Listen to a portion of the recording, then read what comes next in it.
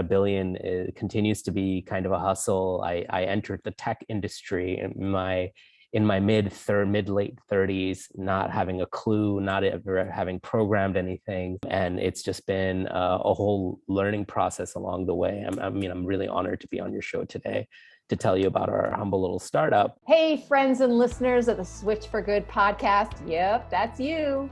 I have some really exciting news. Dotsie and I have started a Switch for Good podcast Facebook group. We created it so we can build a community of fans that will help us improve the show and deliver on the topics that you want to learn more about. So we want to hear what your favorite content is, what you want more of, and what you want less of. And if you like the length of the show, Dotsie and I are always talking about the length of the show, right, Dotsie? Yes. We want to tailor our show around the needs and desires of our incredible listeners, almost 500,000 of you. And it's really simple to join. Just go to our Switch for Good Facebook page. That's Switch, the number 4, and then Good. And then click on groups. And there we are, the Switch for Good podcast chat. You can post directly in the group, share ideas, talk to other listeners, and connect with like-minded folks. So go, run, join our Facebook group and tell us what you want.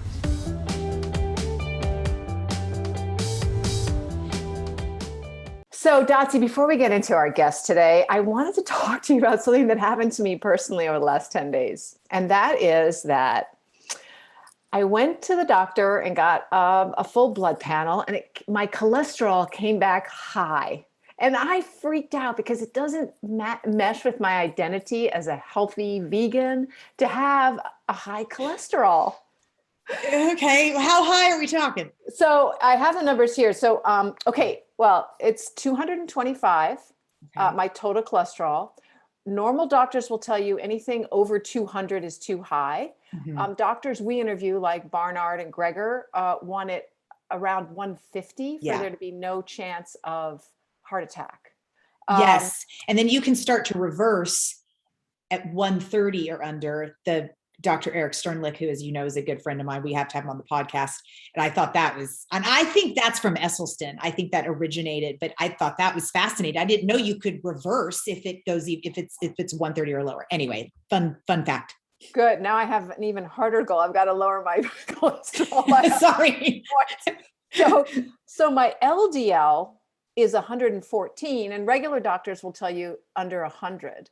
But our doctors, like Barnard and Greger, will say under 70. Believe me, I went into the and I've learned a lot from our doctors. So, okay, so here's the kicker. Here's the thing that has left me so confused, which made me so empathetic with all our listeners who and Americans who get confused by their diagnoses, is that my gynecologist is the one who ordered these because I don't have a GP, but I got a GP yesterday because I wanted to delve more deeply into these blood tests.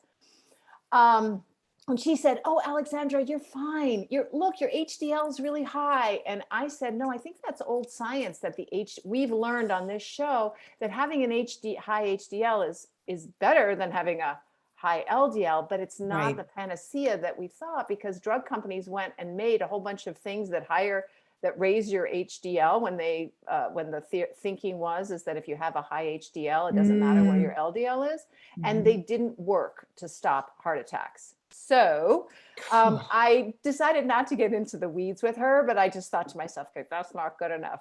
So then I went to the GP and she looked at my stuff too, and she said, "Oh, you're fine." I thought, these people are just looking at me as if I'm an average American, and I do not want to be an average. No offense I'm average at very many things, but I don't want to be normal, quote unquote, because as you and with your lipids, normal's not great here in the United States. No, it's not at all.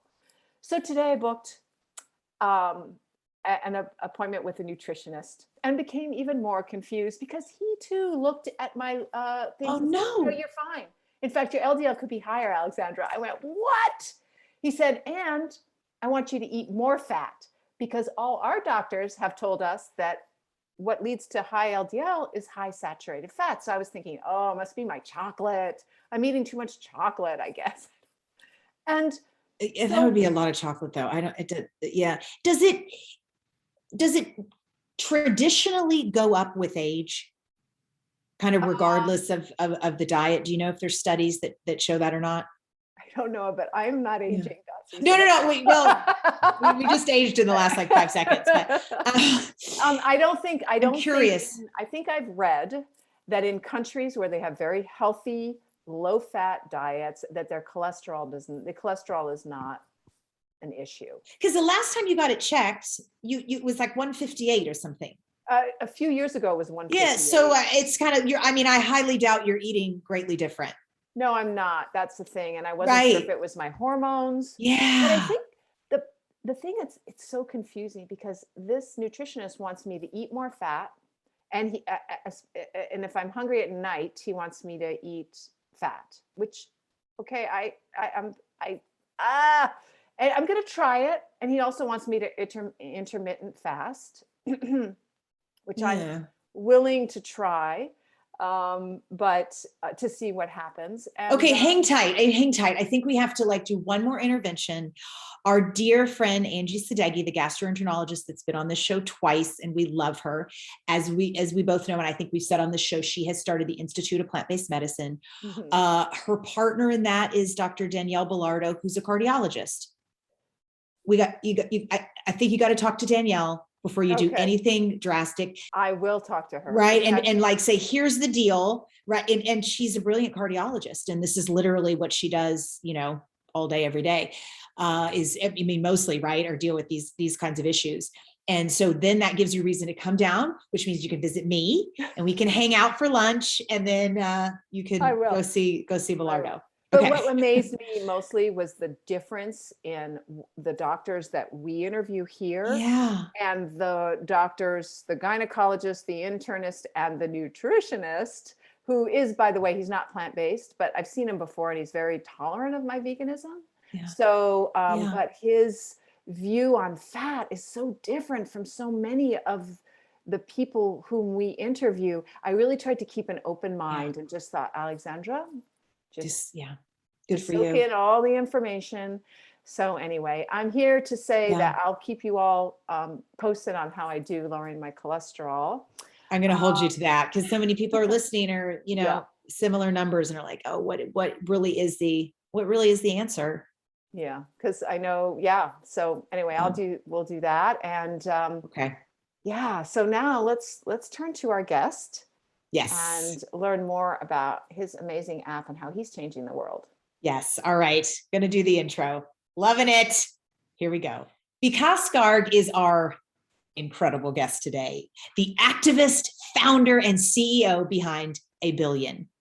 Years ago, Vikas left his successful career with one of the world's top hedge funds to create Abillion, an app that empowers users in over 140 countries to find more sustainable and healthy plant-based options when shopping for beauty, fashion, or food products. He started the app with the goal to help 1 billion people switch to the vegan lifestyle within 10 years. As of 2021, Abillion has raised over $7 million and landed $2 million in seed funding, which broke records as the largest seed round for a plant-based startup in Singapore, where Vikas lives now. Let's hear exactly how Vikas and Abillion are changing the world. Welcome to the Sketch for Good podcast, Vikas. Thank you very much. I'm delighted to be here, and thank you very much for that intro. We actually just closed our Series A a few months ago, so that number is now about $16 or $17 million. So super excited about what we're doing and to share more details with you guys today. Incredible. Well, it's important for us to start with you before we go into the app, because I think you have a really fascinating history. There's a lot to dive into here. You were born in India and were there until you were about 4. And then you and your family moved to New York, but you would go back to India for the summer. So it was like 7 or so months in New York, or 8 and 3 or 4 in India in the summer. And you would do that for many years in a row. Tell us, because I just can't help myself to just go right into dairy, how the views of dairy usage and production and consumption differ in India versus the US? Can you differentiate them Oh, for well, me? yeah, It's yeah. very, very popular in both countries, as we know. Well, yes, for sure. I think so. I grew up in the 1980s. I turned 41 this year.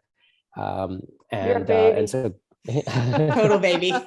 so thank you. I don't know, I feel really old these days. Growing up in the 1980s, and I was really lucky. My mom and dad are vegetarian. They're vegetarian since birth. And they were both born in the 1950s. Their parents would have been vegetarian from birth, and they would have been born in the 1930s. And that was just a big part of the culture in the part of India that we're from. So, the part of India that I'm from is northwestern India, Rajasthan, and vegetarianism there goes back centuries, right? Vegetarian culture goes back a really long time. That isn't to say that that is true for the rest of India. Only about 25% of India's population today is vegetarian. Oh, wow. That being said, 25% of 1.2 billion people makes it a huge number, right? And it makes it the world's largest sort of vegetarian population. The difference back then was food was scarce. There wasn't, there wasn't a huge prevalence of dairy in sort of the Indian vegetarian diet. When we would, on occasion, if we were to go out to a restaurant, we might have a little bit of paneer. Anyone who's been to an Indian restaurant knows, probably has palak paneer before, and it's a pretty famous dish, but it's Indian cottage cheese, right? And that was seen as, a luxury back then in the 1980s or even in the 1990s. It was only much more recently that that Indians also have started to really consume a lot more dairy. But culturally, it was really milk, dairy, right? These things were seen as luxury items. Fast forward, we came to America, and as vegetarians, we didn't even notice this. We didn't even think about it, right, back then. And there was so much positive reinforcement around the idea. But we began eating cereal for breakfast, right? Like every other kid in America, right? We began eating Cheerios and Captain Crunch and Cocoa Puffs and all of this stuff. And of course, that served that with a glass of milk. Or as a vegetarian in New York City, one of the things that was one of the easiest things to find was a slice of pizza, right? Or a bagel with cream cheese or butter. So, my food pyramid over time quickly became, we call the food pyramid. My food pyramid basically became a slice of pizza, right? And that was growing up in New York City. It's like so convenient. You walk down the street around the corner to your local pizza shop and boom, okay, if you're vegetarian, you can actually eat something. Whereas at McDonald's, you actually can't, right? You can have French fries.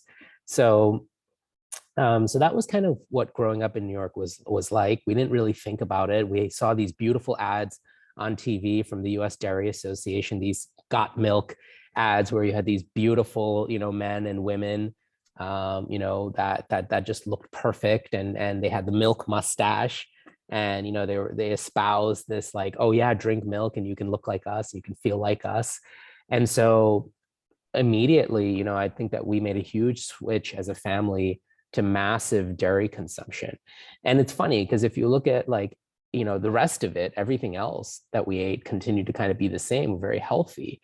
But if you look at photos of my family, from the time that we moved to America to probably 5-6 years in, we all, I think you could have said my dad, my mom, my dad, my brother, and I all would have fallen into that category. We were very chubby kids. Mm-hmm. And, my dad, of course, put on a lot of weight. My mom put on a lot of weight, but we didn't really think too much of it, right? In the 80s and the 90s, we just did. There wasn't as much of a focus or an understanding in education, especially not for an immigrant family around, mm-hmm. what was good or not. We ate Cheetos and we ate Doritos and, and loved those things and didn't think twice about, what was actually going into them.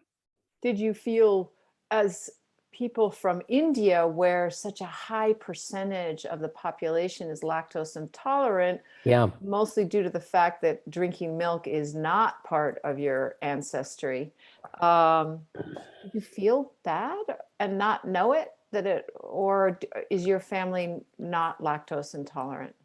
Well, I think I've seen statistics that 70 or 80% of people worldwide apparently are lactose intolerant. It's hard to say, right, what those numbers are.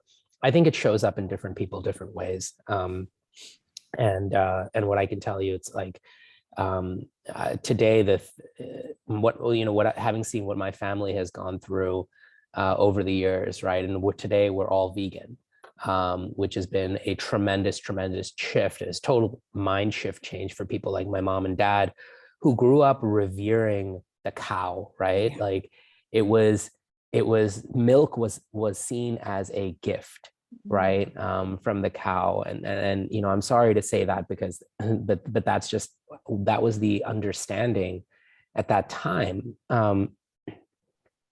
Of course, I mean, it's not just lactose intolerance, but it's also just what dairy does to your body, right? And today we now see the associations between dairy and cholesterol, dairy and heart disease, dairy and even breast cancer, dairy and obesity, right? And of course, we know why, right? You're ingesting something that is intended, right, to pump a young calf full of energy and hormones and growth, right? And it's just not a very natural thing. So I'm not here to, of course, debate any of these things. I think that science is finally catching up with kind of the anecdotal evidence. But I've seen it in my own family. My mother had breast cancer. My father had heart disease. My father ended up having a triple bypass in 2009. And all of these things were wake-up calls for my family. And what I can say is that since even going from being vegetarian to vegan was probably the best decision that any of us ever took. I did it first. I finally convinced my mom and dad to ditch dairy a long time later. But the changes, the positive outcomes that they have seen by doing that is just remarkable. Both my mother and father today don't take any medication. They go to the doctor. My father goes to the doctor. They gave him a 10-year life on his bypass. It's been about 13, 14 years now. And the doctors, they just did a procedure on him to check out the heart, and they said, wow, everything looks fantastic. So it's just that, his cholesterol is insanely low. And prior to even having heart problems, he was diabetic, and his diabetes is completely unnoticeable. So he's beat diabetes in his 60s and 70s. And the only change he's really made is completely cutting back dairy. And by virtue of doing so, right, you end up eating healthier. It's just kind of like if you reduce your alcohol consumption, guess what? You're not eating at 3 o'clock in the morning anymore, right? It's like it kind of goes along. Yeah, it's part of the package. Yeah, it's part of the package, right? If you stop smoking, you're going to generally live healthier. Probably start exercising more because you can breathe. Exactly, right? Exactly. And so there's obviously knock-on effects, but I would say that in terms of seismic changes and really the anecdotal evidence I can provide you on this call today, it's been a transformative journey for my parents, just eliminating dairy from their diet. Mine as well. I want to just speak of the ethics for a moment, because I know that Earthlings was a powerful film in your journey, and my dear across the street neighbor is from India and has been here for about half her life, but she goes back all the time. And I've never been there. I would like to go, but I've never been there. And she's vegetarian. And so, we were talking about me being vegan and the difference, in the dairy and eggs. And we started talking about the ethics of it and the sacred cow and how much she reveres that species, and that they are honored for the gift that they give. And I was like, but they die afterwards. And she's like, well, no, they don't. Sure. And we know that the statistics are most of them are shipped to the Middle East for meat production. And I was certainly trying to be respectful, but I did say, where is the cow sanctuary in India? Because there'd be almost 1 billion cows by now in the sanctuary that, you know, haven't been killed. And Mm. her head, you know, was like, what? And I go, well, where are they? I mean, because they live to 25. I know Sure. cows from Indraloka that are 30, 31. And it's, you know, in that moment that it's like, hold on, someone's been lying to me, but you want to believe the beauty and the reverence of the cow, because they are pretty magnificent beings. The ethics part for you and your family, and did you have to unravel all that of going from the sacred cow to the reality of how their life ends? Yes. I mean, I grew up in a very religious household. Okay. And the cow is very much revered in Hinduism. And my father, I remember once confronted, when I told my dad about what really happens, my dad was like, but that is not where our milk comes from, you know. And he had this like kind of romantic view of like, you know, a guy with a pail walking up to the top of the hill, and there's a cow standing there, and then he goes like this, and then he like this, and, you know, and it's, you know, it's that sort of that idea. And I'm like, but dude, Papa, you've been like living in America for the last 30 years. Like, there's no hill, there's no guy with a pail. Like, it's like, come on, this is not where your milk comes from. And that's really not even what happens in India. We know this because we have a close friend in Bombay who owns one of the largest dairies in India. You know, and and the whole dairy is a giant white brick building. You can't see inside of it. Wow. So the animals aren't outside? No, of course not. They're not. Of course not. They're not outside, right? They're treated horribly. They're probably treated worse there than they are in the US. But here's a couple of things, right? So India is one of the world's largest producers of beef, right? Now, India also says they don't kill any cows. How are they the world's largest producer of beef? They actually kill and produce a massive quantity of beef. Why? Because they draw a line between the cow and the cow's sister, the water buffalo. A water buffalo is a cow with horns, right? And it's actually, it's not funny, but they kill God knows how many, of hundreds of millions, or maybe even a billion, who knows how many, right? Considering, you know, 100 billion land-based animals are killed every year for food. That number could be very, very high. You know, I don't know if it's a billion, but they kill more water buffaloes than anybody. These are water buffaloes. So is it considered beef? It's considered beef to the rest of the world, right? But Indians, you know, the reason the politics, like the politics and the religion, they don't call it beef in India because, of course, you know, but they have this massive industry, right? But it's still, around. it's the same. It's a cow, but just a exactly male cow with horns, and that's. It's exactly the same. It's exactly the same thing, right? So you've got this huge industry there. Then you've got, of course, the dairy industry, right? And you have to explain to people, to your point, you know, a cow, sort of a naturally raised cow, or a cow that's just out there by itself, will probably live 20, 25 years. A mother cow that is put through the dairy industry, that is artificially inseminated every year, that is forced to then give birth every year so that cow can produce milk. Most people in India, you know, most of my family members, I have to ask them, it's like, you know, I have to remind them that the cow is a mammal just like a human being, like that. The cow has to go through the same exact process to produce milk as their mother, right? And that often right there triggers like a nasty response. I've had cousins tell me that cows pee milk. I kid you not. These are haven't heard that one. These are people who have been educated in America and the UK. So I think it's not a slight. It's not a slight, but it just goes back to the education in some parts of the world around certain things is really more. People are much more educated from a cultural or even a religious standpoint, or just kind of like, you know, a cultural standpoint, than they are actually facts and figures and understanding. And it's really programmed. It's not necessarily their fault, but it's programmed from a very, very early age, right? The whole system is set up so people don't see this. They don't talk about it. They don't, you know, this is never taught in school, right? Nobody ever is talking about the reproductive system of animals or cows, right? And there's a disassociation, right? While there's a positive, the irony is that there's a And the contradiction is there's a positive reinforcement on the other side about how well we treat these animals and how we don't kill animals in India. And that is obviously very false. The other massive industry in India, and India usually competes for the top 3 slots globally between Brazil, China, and India for being the world's largest leather producer, right? So where are all those hides coming from, right? And so there is a lot of this going on in India. It's just kind of swept under the rug.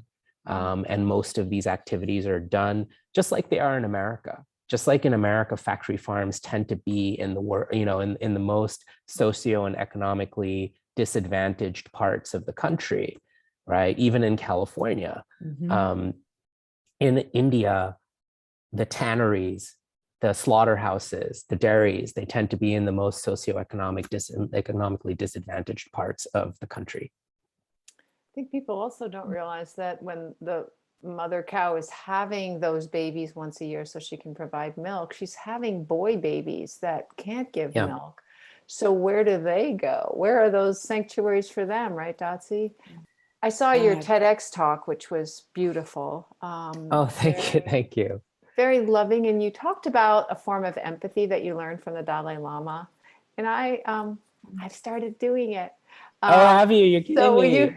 Will you share with all of us what? Yeah. I was actually living in California back in 2013 and 14, and I read a phenomenal book called, I think it's called Awakening the Buddha Within, by an American who became a lama in Tibet, and his name is Surya Das. It's a phenomenal book about Buddhism and very practical kind of philosophy. And in that book, he actually describes this practice that the Dalai Lama has, which when I first kind of read it, I just was like, okay, this is like silly. Like, I'm not going to go around doing this. But basically what the Dalai Lama does is, and it's a practice, right? So nobody's perfect at it. He's probably not perfect at it. But whenever he enters a room, whenever he walks down the street, he takes stock of people, and he tries to just in his mind internally say, God bless you, right? Or just bless you, offer blessings to that individual. Now that can be any form of life. That could be a dog, that could be an ant, that could be, anything that he notices. It could be a cockroach, it could of course be a person.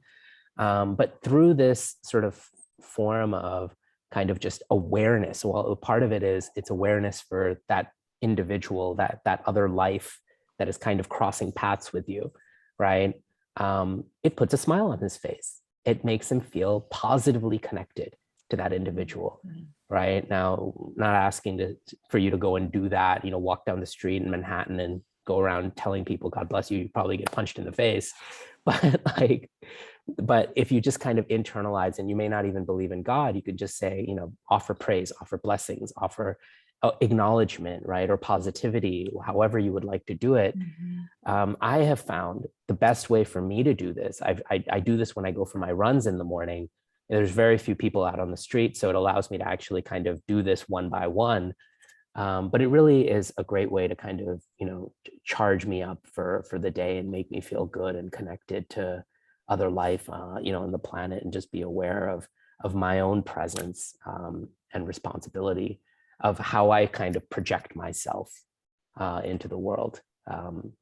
He says the same thing about entering a room, that when you enter a room, again, take stock and remember what your presence that you're bringing into the room, and to kind of try to elevate the room. How has it made you feel, Alexandra? When I listened to your talk, I wasn't doing it for people. I should probably do it for people too. I was just doing it for insects and animals. Yes. And it's about awareness. And then every time you have a positive, loving thought, it makes you feel better. And we know that I believe in a ripple effect and energy and things. So I think it makes me feel good. And then I like to believe that it helps the world feel good too. So thank you, Vikas, for that. You don't sound like a business person. So let's get into your business life. And I think that probably the dichotomy, the fact that you are so empathetic and thoughtful has made you the successful business person that you are. You started your first company at 16, and now you have this app called, it was called Abillion Veg, and now it's called Abillion. Tell us a little bit about what inspired you to start this business.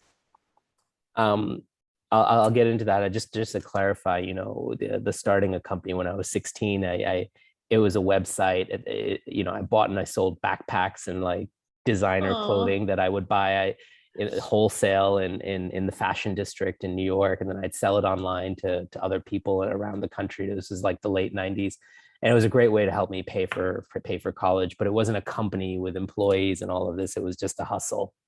Right. And it was a it's hustle. okay. You're only 16. All companies are a hustle. It was a hustle. It was a hustle. And I think that a lot of my career has been a hustle of me trying and doing things that I'm not very familiar with. And I think that Abillion continues to be kind of a hustle. I entered the tech industry in my mid late 30s, not having a clue, not ever having programmed anything. And it's just been a whole learning process along the way. I'm really honored to be on your show today to tell you about our humble little startup. But yeah, so we started Abillion 4.5 years ago. It'll be 5 years this July. And really with the idea and the whole genesis of this, the origin of this was I was just sitting in my chair here in Singapore back in 2000. Actually, I was with the U.S. ambassador to Singapore at his place in 2016 for apparently what was supposed to be Hillary Clinton's celebration party. Oh. And that quickly, because the time zone difference between Singapore and the U.S., that was our morning when all of this stuff was going down. Our morning the next day, when we were watching all of this live, and you could see that the whole thing that started out as a big party and a celebration quickly went downhill, and everybody was in shock. And it wasn't so much about who got elected as much as how they got elected. And up until that point, up until 2016, I had never used social media. The only social media that I had was LinkedIn, right? If you could call LinkedIn social media for your career. But I'd never used Facebook or Twitter or Instagram. But I had seen the destructive elements of these platforms over and over and over again, right? Following 2008's financial crisis, we had Arab Spring in 2011, 12. I might be getting my dates wrong, but we had a continuation of all of the technology that these platforms were putting out and the subversive and terrible ways that these technologies were being used by people and by different factions and different extremist groups. And then, and then there were also, just to push back a little bit, they feel that the uprisings against dictators were aided actually by social media because people knew when to go into the streets. So there is yes. Oh, for sure, for sure, right? There was in a way, there was a positive element to it, right? Is that access to information, for sure. I totally agree. But so that 2016 election, where we saw that Facebook was selling data, right, user data to platforms like Cambridge Analytica that were then basically, using that information to spread misinformation, right? That we saw governments intervening in our election, that we saw all these different groups intervening in our elections, right, and spreading misinformation. And we've seen a continuation of that, right? The extremist nature. Now, not all of social media is bad. Much of it is actually very, very good. But the way that the algorithms are designed is the algorithms are designed to add fuel to anything that is sort of taking off, right? Even whether it's good or it's bad. I think the most recent whistleblower case against, Facebook, the 60 Minutes video was really, that interview was really telling of kind of how far we have gone. Mm-hmm. And so that 2016 election for me was a game changer. I felt like, somebody had to take responsibility. And I felt like there was an opportunity to actually use many of these tools to create something much more positive. there was an opportunity to use many of the tools that these social media platforms had created to take that mindless scrolling and change that into mindfulness, right? And I felt like, okay, a lot of these platforms, they've aggregated users from around the world. These users have different, they have different, passions and things, right? Some are good, some are bad. There was an opportunity to build something that actually connected people around a community, not just users coming together or users in a box, but really people who came together in a community around shared values and mission. And that was sort of the origin of Abillion, right? It was this idea for me for a while now. By the time I had gotten to Singapore, I was kind of, at a very, I was in a very good stage of my career. And I kept on looking around the room and thinking about, I've gotten this far. The next step for me is to kind of build a business like the one that I'm sitting in right now. And as I thought about that for 2, 3, 4 years, I also had this kind of brewing inside of me. Is this really what I want to spend? Is financial services really what I want to spend the next 30, 40 years of my life doing? I need to make that decision. And it just so happens that outside of my work that I've been doing since I was a kid, since a teenager, growing up in New York, outside of my work, the things that really I was very, very passionate about as a minority growing up in America, I was always very passionate about the public school systems and minority education. I was very fortunate that my father, drilled math into me as a kid. But, I also had a lot of friends who didn't have those opportunities. And as a product of the public school system, I was always very focused on education.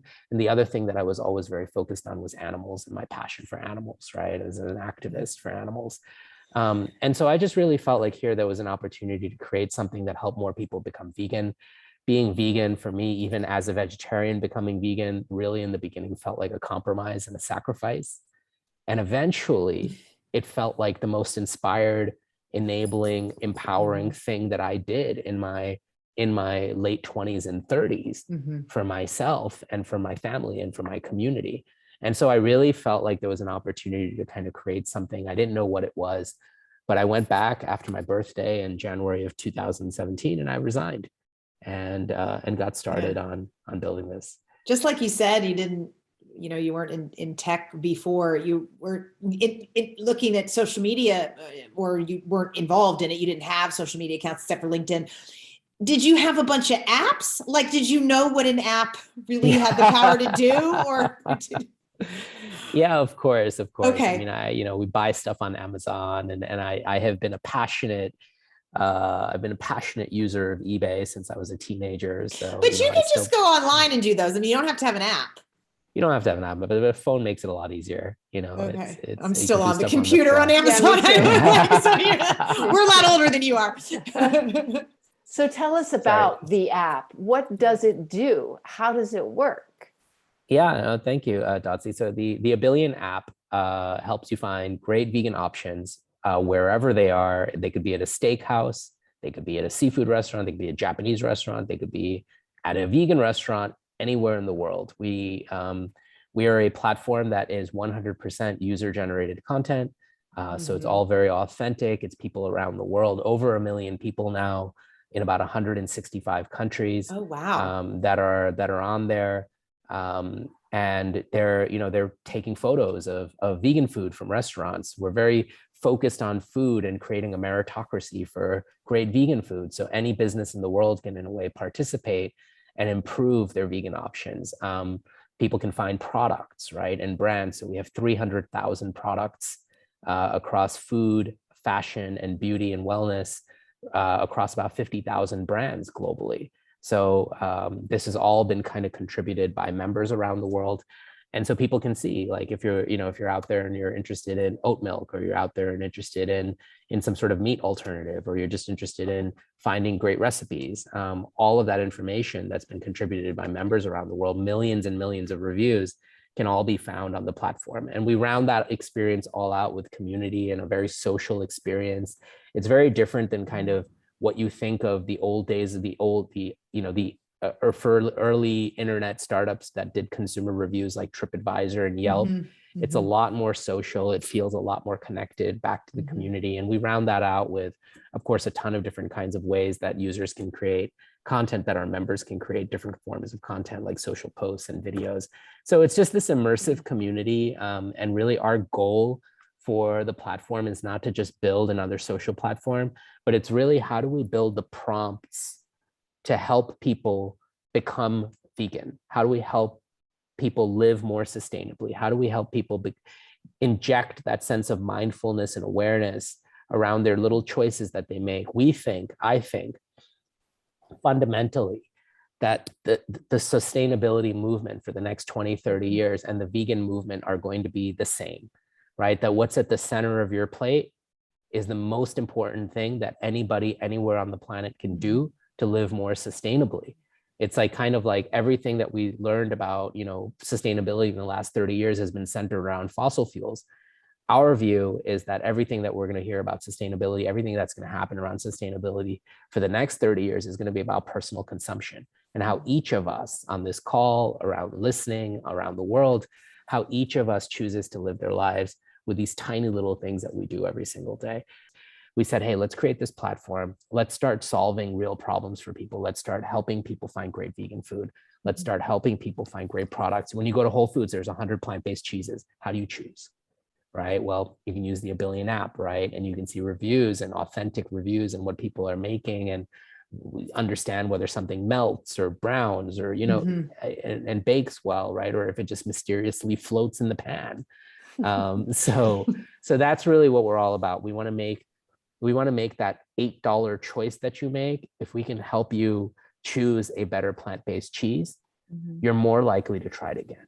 Yeah. If we can help you get a great vegan meal versus a not so great vegan meal, you're more likely to do it again. Today, 60% of our members are not vegan, and they're just using the platform because they're thinking about it. They may not even be thinking about becoming vegan, but they're definitely interested and curious and are out there proactively looking for vegan options.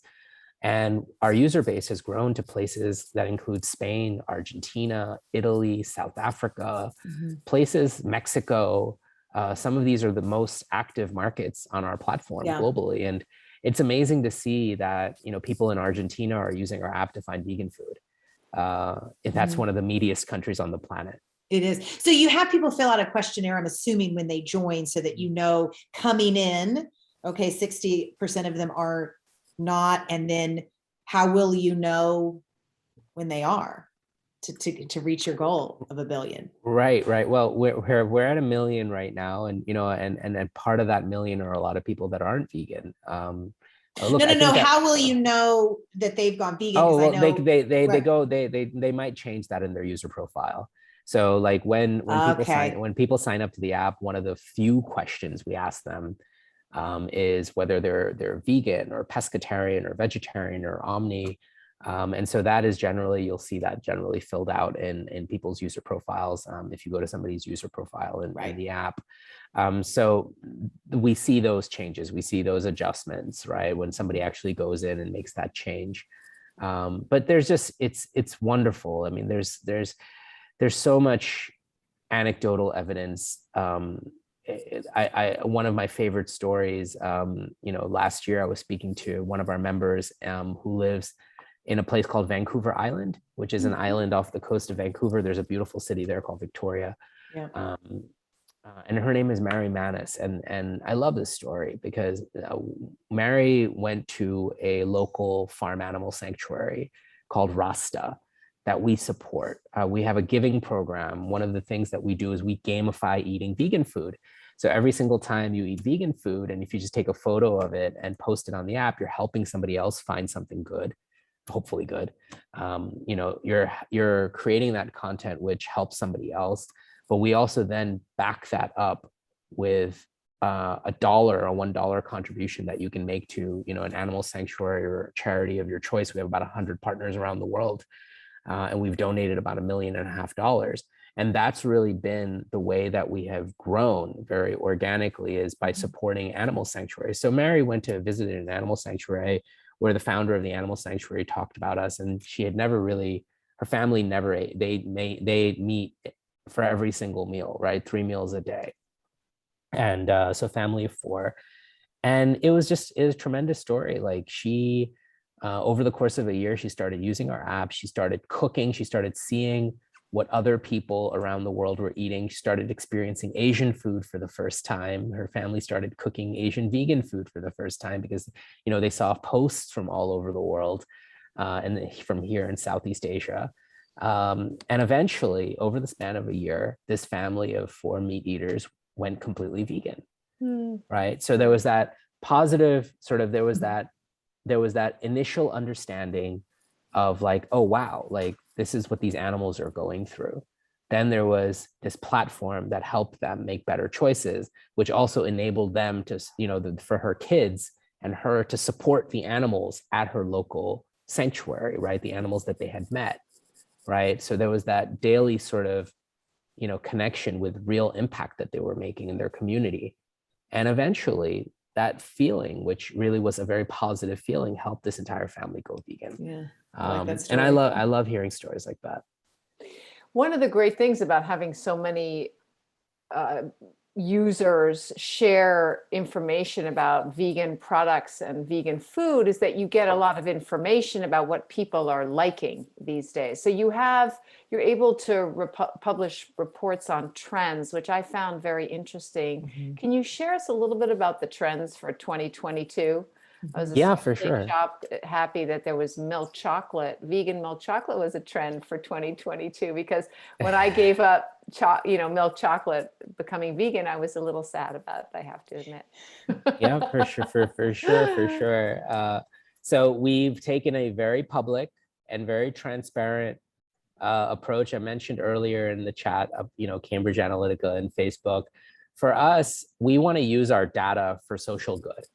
And so we actually go public with research reports. What we want to do is we want to put information in the hands of companies. So every single review gets sent back to restaurants, it gets sent back to businesses, because we want to show these businesses that there's competition brewing, that, hey, that people are out there talking about their vegan food, that there's an opportunity to improve that, there's an opportunity to offer more. And one of our big goals is, how do we use all of this data to get steakhouses around the world to go from 100% meat to 90% meat or 80% meat, because that's going to make a big dent, right? And so we're very, very public about how, let's put our data back out there in the real world, let's put it all on the internet for people to see, and let's work with investors, let's work with large companies, the Givaudan's and Nestle's and Unilever's and Calabos of the world, these big flavor companies and chocolate companies and food companies, to really show them that, hey, this is an important step that they must take. And here's how to make some great decisions around it. These are the kinds of products. So of course, we would never share private user data. That's not something that we do. But what we do is we try to spot trends. We try to, and it's really amazing. Like some of the companies that I'm most excited about are companies none of us have ever heard of in places like Argentina and Mexico that are making phenomenal products, right? And you see like the excitement from people posting about them. So if we can help those companies connect to, a sovereign wealth fund investor that's sitting here in Singapore, that's a win-win for everybody. That's a win for the animals. That's a win for the companies. It's a win for the investor. It's a huge opportunity. So that's something that we spend a lot of time doing. Now, some of the trends that, I'd say for 2022 that are really exciting, you mentioned chocolate. I have on my desk, this is a company I just mentioned, Calabo. It's a Belgian company. Oh. It's a Belgian company that was founded in 1911. It's about 100 and whatever, 10, 11 years old. They're one of the world's largest makers of chocolate. So, when you go to a restaurant or this is the company that most chocolate companies will buy their chocolate from, right? In pellets, and then they'll melt, their cocoa from, right?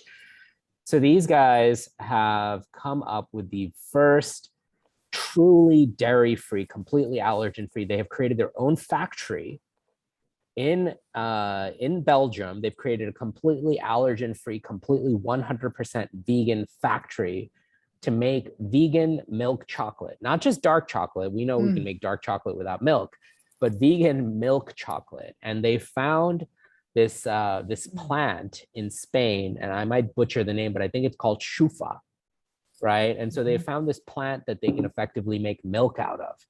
And this it's already something that's used in Spain, and people in a certain part of Spain, I think in the eastern part of Spain, already have been drinking sort of the milk of this plant for a very long time. It's kind of like an indigenous thing there.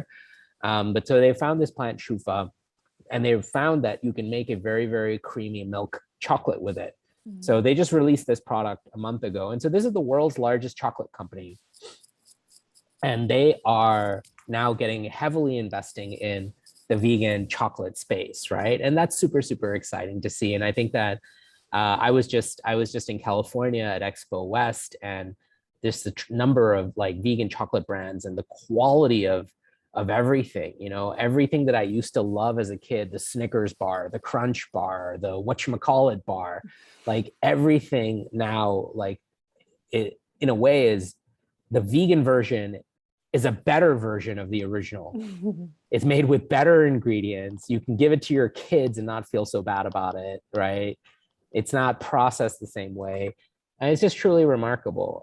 The other space that we're really excited about is the pet food market, and specifically the dog food market. My dog passed away a few years ago, but he was vegan. He lived until he was 11, and he was vegan for probably about 7 years of his life. And he thrived. He looked like a puppy until the day he died. He had a congenital heart issue. But it's just been tremendous to see, even in the last 3-4 years, how much is brewing in sort of the pet food space, and how many innovative products are coming out in that space. And I think it's people who are becoming vegan who then are kind of asking the question of, well, you know, what's the best thing for their pets? And of course, they want their pets to be super healthy. I'd say mushrooms are phenomenal. Like the amount of stuff that is being done with mushrooms, everything from leather, mushroom leather, to mushrooms and cosmetics, to mushrooms being used to make different kinds of meat products, mushrooms being used to make bacon, for carbonara. It's just truly, it's tremendous. This whole sort of, you know, somebody the other day mentioned the phrase, the shroom boom. And it really is, and we are kind of going through a shroom boom. And that's a very, very exciting market as well. Of course, the dairy market. I was back to Expo West, 2 weeks ago. Coors Brewery, right? One of the largest breweries in America. Well, Coors is one of the largest consumers of barley in America, and so they've got all these barley farmers on their payroll, and so that one of the things they've just come up with is barley milk, and it's brilliant. So the farmers now have one more source of income besides the beer, and they're able to brew barley milk, right? Which obviously is better in many ways, from a social perspective, than brewing beer. But like, I had barley milk for the first time, and I was just blown away. I was like, wow, this is the most delicious plant-based milk that I've ever had. Really? Wow. It was and it's made by Coors Beer Company, right? And then of course, just the whole makeup, the sort of the cosmetics, the beauty, the wellness space, going more increasingly into sort of the cruelty-free, using more organic ingredients, using more sustainable ingredients, people looking at supply chains, and using more natural ingredients, and of course using more plant-based and cruelty-free ingredients is awesome. I mean, there's some big companies now in the space like Avita and Aesop, but there's just thousands and thousands of companies that are getting started up every single day. Same thing with travel. So those are sort of, I think, the big trends that we're seeing for 2022 and the biggest one is the association with the word vegan. Oh, we're no longer afraid of that word? No. I mean, 2 years ago, 3 years ago, everybody was like plant-based, like everything's plant-based, like, don't call, this burger a vegan burger, call it a plant-based burger. And I think that is changing. I think Yeah. that, like, even going down the aisles at Expo West the last 2 weeks, it was tremendous to see how many people are now using that word with a very, very positive association attached to it. Yeah. That's wonderful. It is, and people love trends, and it's almost like it went from like people being allergic to it to trendy almost overnight. Yeah.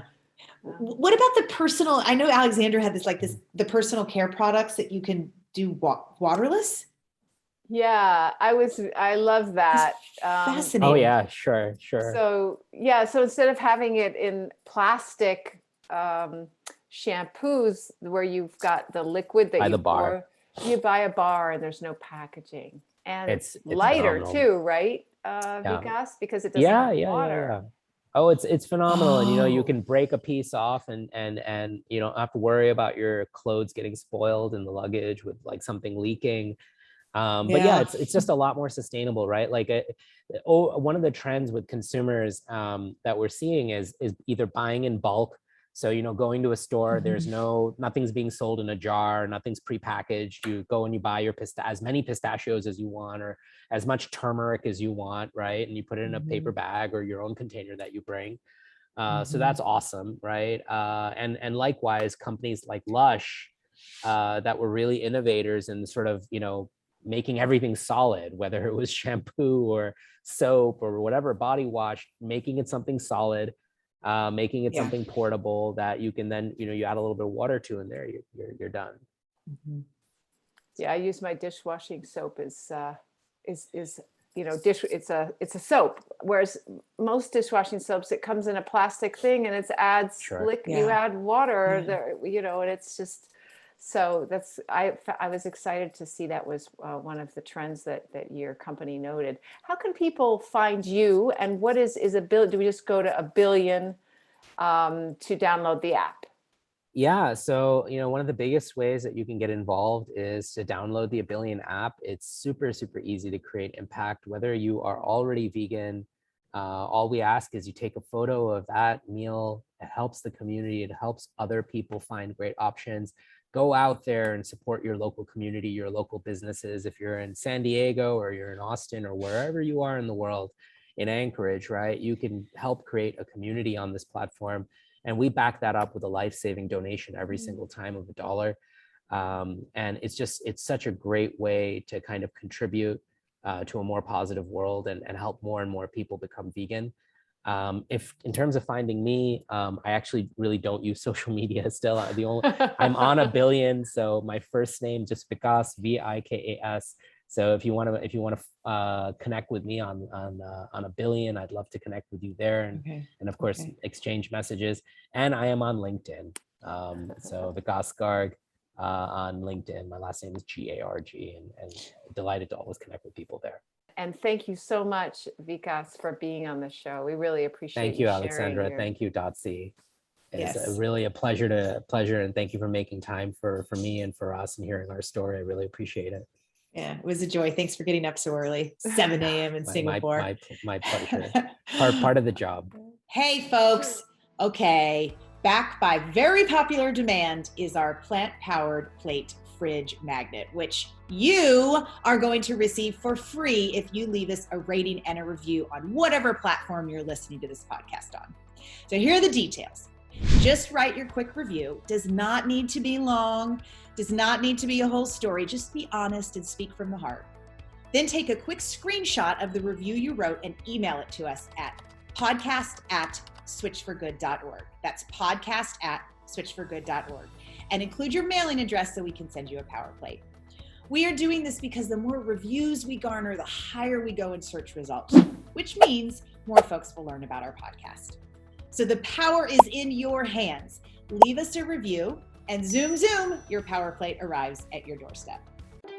So thank you so much for tuning in today. If we helped you in any way, then click the subscribe button and let's keep hanging out together. We have so much more to share with you. And if you need more information on actually making the switch for good, please visit us at switchforgood.org for loads of info. And you can subscribe to our mailing list where you will receive all sorts of super cool gifts, discount codes to our very fave dairy-free products, and a lifetime of powerful health tips. So join us on the journey to switch for good. This is the future.